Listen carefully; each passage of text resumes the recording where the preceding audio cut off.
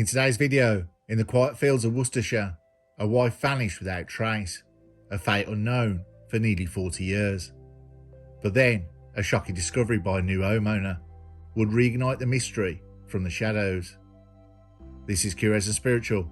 We take a look at the case, the police investigation and trial, on probably one of the strangest crimes this channel has covered.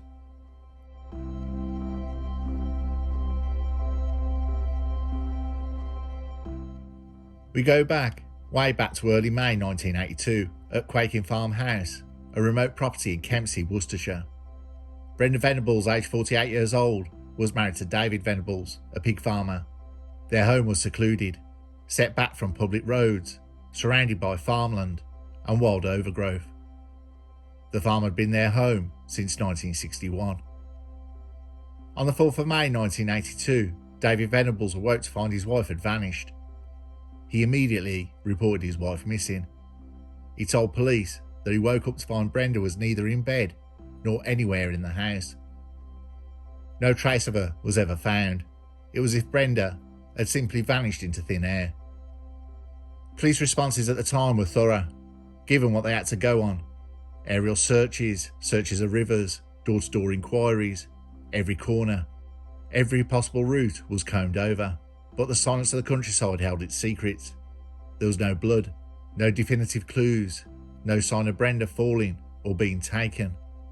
His wife's psychiatric history, her depression, was known, and some came to believe she might have walked away in despair. But there was no evidence. For nearly 4 decades, the disappearance remained one of Worcestershire's chilling mysteries. Brenda's family were left in limbo. Her parents, friends, neighbours all waited, hoping for a sign. There was pain, not only in the physical absence, but in not knowing. At the edges, life continued, the farm routine rolled on, and David Venables remained. He claimed ignorance, claimed shock that Brenda had left him. At one point, David Venables said he was approached by an unknown woman who said she got into a man's car. Brenda Venables' name was on a list of 5 women passed on to Gloucestershire police during the investigation to the crimes of Fred West and his wife Rosemary. But the age and location of Mrs. Venables didn't fit. The West victims were always teenage or young women, where Mrs. Venables was a lot older. But there was always a shadow. The doom lurking behind the arguments about depression was always that someone might know more than what they said, but there was never any proof. Then in 2019, nearly 37 years later, a blunder of fate. The farmhouse by then was sold to David Venables' nephew, with a total overhaul. The farm required its septic tank to be emptied. What was expected to be routine unearthed the unthinkable. Bones, a human skull, fragments of clothing consistent with the early 1980s. DNA would later confirm that the remains belonged to Brenda Venables. Her body had lain in that septic tank, buried in plain sight in the yard of the home she had shared with her husband for decades. The discovery reopened the case, reviving old suspicions and casting every previous claim in a more sinister light. The discovery in 2019 of human remains inside the septic tank behind Quaking House Farm turned what had been a missing persons case into a murder investigation. Contractors had alerted the police clearing the tank when they found bones and the skull. Analysts identified clothing remnants consistent with the early 1980s. DNA tests confirmed the remains were those of Brenda Venables.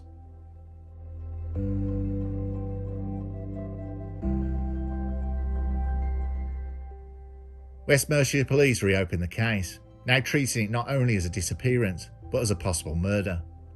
The enormity of having a body in a septic tank on the property raised immediate questions. Who knew about the tank? How was it accessed and why? When was it emptied? Nobody realised what lay within. For 37 years, the septic tank had escaped scrutiny, or had been mis-scrutinised. On 2 occasions before 2019, bones had in fact been found, but were misidentified, thought to be animal remains, and discarded. They were never reported to the police. It's only when a skull was found that the scale of what had been missed became chillingly evident. Investigators had to reconstruct century-old events. They looked back at the original 1982 case, interviews, statements, police logs, local whispers. David Venables, then in his late 40s, had reported his wife missing between May the 2nd and the 5th, 1982. He claimed he and Brenda had gone to bed normally. He woke to find her gone. He said the last he saw of her was her sleeping. In those early days, depression loomed large in the narrative. Brenda had a history of depression. Some believed, suspected she had left or disappeared intentionally. But there was no overt signs in the home, in letters, in the behaviours identified. As for other reasons that could have happened, there was no note, there was nothing, and the absence of physical evidence of previous harm gave prosecutors little to go on until the body was found. Also troubling were David Venables' behaviours. Those who knew him and neighbours recall that at times he appeared strangely calm. His mistress, long-term, on and off since around 1967, noticed his composure and lack of visible distress after Brenda's disappearance. She told police that when he phoned her shortly after reporting Brenda missing, he was quite composed. A former police officer who visited the farm said he told officers that he and his wife had gone to bed, that Brenda had got up during the night, but when asked, Venables seemed calm and emotionless. These contradictions between what might be expected and what was displayed began to attract the investigators' attention. The location of the septic tank was remote, but known to Venables, in rough ground behind the house, and essentially out of plain view. The prosecution later argued that Venables used its remoteness and its concealment to hide Brenda's remains, believing that if he disposed of her body close to home, he risked less exposure, fewer journeys, fewer witnesses. He allegedly used paving slabs in order to mask its presence. In investigating, police looked for potential alternative suspects. One of the defence's claims was that Fred West, the notorious serial killer, might have been involved. David Venables, during interviews years later, entertained the idea that a woman he vaguely knew had told him West had picked up someone at that bus stop in Worcester early one morning. There was no evidence that West had ever been in the tank or had any connection to this secluded septic chamber. The investigation also picked over medical and psychiatric records. Brenda had been treated for depression.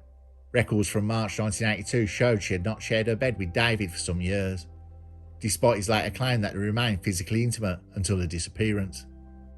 There were gaps in the account that could not be substantiated. Witnesses contradicted some statements. Experts examined cloth fragments, hair, bone condition, and clothing styles to date when the death likely occurred. Forensic science, though limited in 1982, was now able to give a much stronger evidence through DNA, which allowed identification. One of the greatest difficulties was simply time. Decades had passed, memories faded, witnesses had died. Physical evidence deteriorated. The septic tank itself overgrown and neglected. It being used, emptied, misemptying had occurred. It was not a pristine crime scene. It was a tomb of decay, both literal and metaphorical.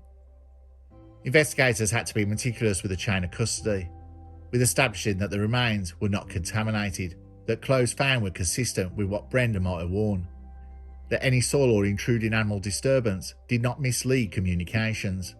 Police had to reconstruct what had been lost. In the lead up to the trial, the Crown Prosecution Service gathered all evidence: the statement of the affair, medical records, the physical discovery, the geography of the septic tank, witness statements about David's demeanour then and later, and Mr. Venables' own statements. They established what the date range.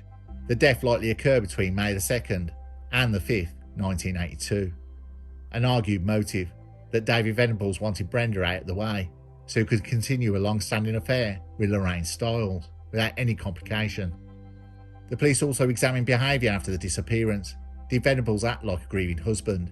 His appearance in public, his statements, his movements all scrutinised. Neighbours said life on the farm went on. No frantic searches by him. No public pleas. Some odd statements, silence in places, reticence.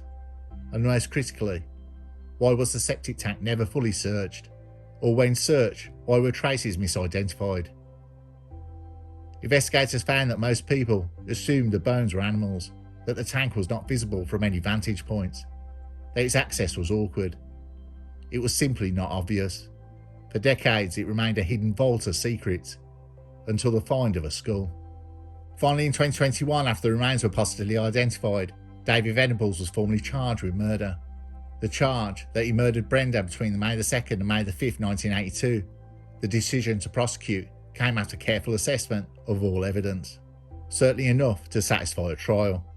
The long investigation spanned not just the years immediately following Brenda's disappearance, but decades of silence, missteps, questions, and finally a reopening in the light of new evidence.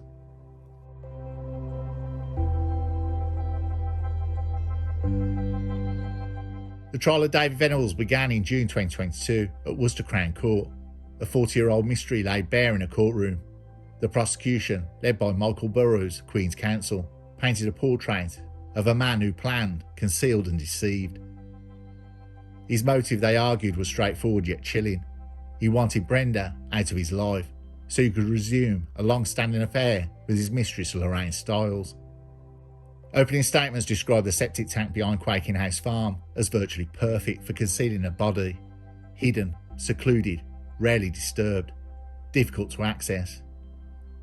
The prosecution said Venables would have known of its existence and location, and that he used its cover, possibly covered in slabs, to hide Brenda's remains. They asserted that for nearly 4 decades, he got away with murder. The defence countered with an alternative possibilities, including the suggestion later rejected that Fred West may somehow have been responsible. He also contended that he and Brenda remained intimate until May 1982, that he had not shown overt signs of motive or malice. He claimed not to have told the police of the tank during early interviews, because it never entered his mind. His demeanour, he said, had always been reserved. He was not a person to show emotion. Witness testimony was varied and sometimes haunting. Lorraine Stiles' statement, though she had died by the time of the trial, were read describing the affair. Venables' relationship with Brenda and his state of mind. Psychiatric records showed Brenda's depression.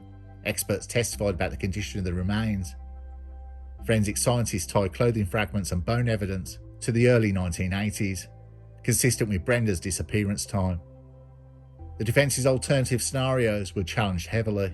The judge instructed jurors that they might consider whether the evidence led to the conclusion that Venables killed Brenda between May the 2nd and the 5th, 1982. After nearly a month of evidence, legal argument and cross-examination, the jury withdrew to deliberate. The tension was mounting, decades of unanswered questions, conflicting accounts, and a landscape of shadows.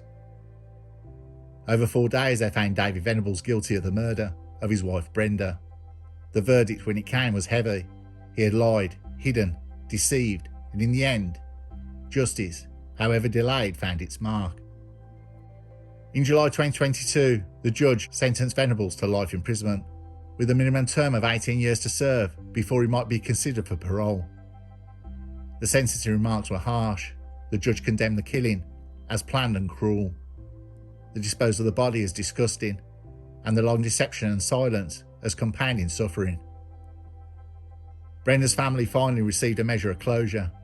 Their decades of waiting, sorrow and horror could not be erased, but the court had spoken.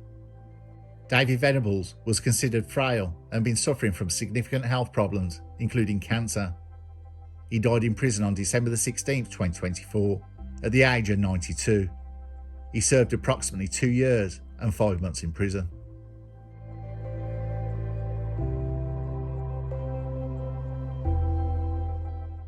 This case was recommended by my daughter. It's one where on previous older crimes I've covered, the original story has turned up in newspaper archives before the discovery of the remains. A big discussion between my daughter and I, with modern policing methods, would he have gotten away with it today? I don't know. What do you think? Yes, you. What do you think? Would he have gotten away with it today?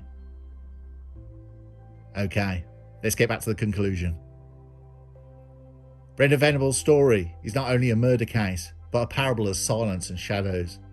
For nearly 40 years, her body lay beneath the soil of her own home, sealed beneath a manhole, in the very tank that carried the waste of the household she once kept. Her presence lingered unseen, yet always there, her absence explained away by depression, by speculation, by whispers, and all the while the truth festered in the dark, in decay beneath the feet of her husband. When the septic tank was finally opened, it was more than human remains that surfaced. It was a life stolen, a deception buried, a community's unanswered questions dragged into light. The sinister detail is not only the concealment, but the casual way it seemed to protect the murderer, cloaking his secret in the rustle of crops and the passing years. The trial's verdict offered a sentence, though short-lived, but it could not dispel the chill of what had happened for decades. A farmhouse carried on its routines, while its most terrible secret lay just yards away. It is this that haunts, ordinary days built upon extraordinary horror. A marriage bed shadowed by a grave, and a husband's mask worn so well that even time itself seemed complicit. And so the mystery is resolved, but the sinister echoes remain. For nearly 4 decades, Brenda Venables was not lost to the world at large. She was hidden in it.